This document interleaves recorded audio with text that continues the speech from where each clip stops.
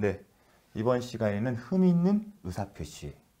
일단은 우리가 이와 관련해서 배우는 게 딱 유형화되어 있죠. 107조 비진의 표시, 진이 아닌 의사표시. 108조 허위 표시. 이 정도는 이제 어느 정도 시험과 직접 상관없더라도 이해를 위해서는 암기를 하셔야 합니다. 109조 착오, 그 다음에 110조 사기, 강박.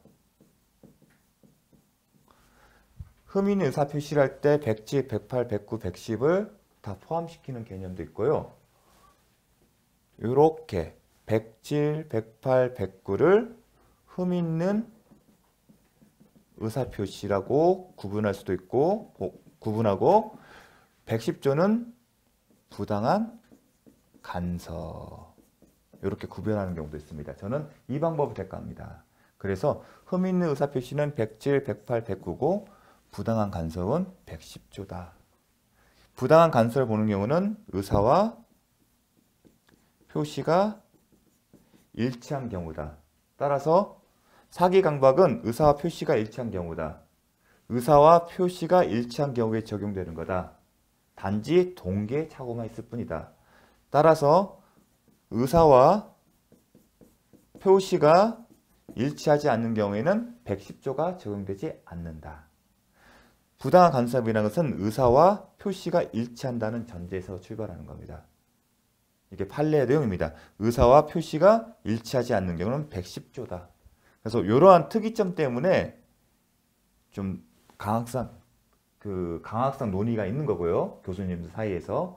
그러한 어떤 쟁점이 있기 때문에 이 파트와 관련해서 개념과 관련해서 유의미하게 출제되는 사례가 있습니다. 어떤 경우냐?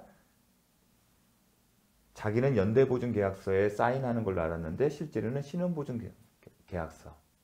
그 파트에 대해서 이게 표시상의 착오고 내 의사와 표시가 불일치하는 경우이기 때문에 110조가 아닌 착오의 문제로 접근해야 한다는 그런 판례 내용이 있습니다. 그래서 그것 때문에 어떤 교수님은 원칙적으로 맞다 의사와 표시가 같은 경우지만 예외적으로 의사와 표시가 불일치하는 경우에도 사기 규정이 적용될 수 있다. 그런 쟁점이 있습니다. 그래서 보니 이런 부분이 나오는 겁니다. 근데 저는 의사와 표시가 일치하는 경우. 이 얘기는 뭐냐면 단순히 사기꾼의 거짓말로 피해를 입은 사람이 동기의 착오만 있었을 뿐 그 의사, 법률 효과와 관련된 의사와 표시는 일치한다고 출발합니다.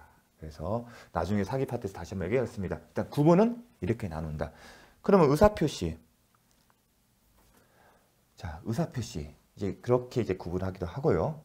우리가 의사표시는 법률행위가 아니죠. 법률의 의사표시가 더 넓은 개념이에요. 왜냐하면 법률행위란 개념이 뭐였죠? 법적 효과를 발생시킨다. 즉 법률관계를 형성한다. 권리 의무 관계를 형성시키는 행위입니다.